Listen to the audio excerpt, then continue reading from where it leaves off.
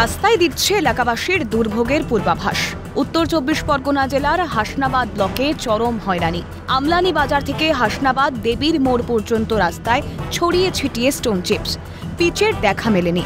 স্থানীয়রা বলছেন এই সমস্যা 1-2 দিন নয়, প্রায় 3 বছরের। এভাবে আমাদের দীর্ঘদিন ধরে আমরা ভুগছি এই রাস্তা নিয়ে, প্রায় কয়েক বছর ধরেই ভুগছি।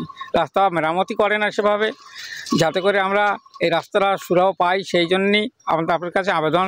বারবার প্রশাসনিক দপ্তরে জানানোর পরেও রাস্তা মিলছে না, তাই সিএনএর ক্যামেরার মুখোমুখি হয়ে একরাশ ক্ষোভ উগড়ে দিচ্ছেন এলাকার মানুষজন। সারা গ্রামবাসী ভুগছে এই খারাপ রাস্তায়। লরি বন্ধ করার জন্য একবার আন্দোলনও করলো গ্রামবাসী, তাই নিয়ে বোম মারামারি নানান রকম অশান্তিও 2-4 বছর আগে একবার হয়েছে।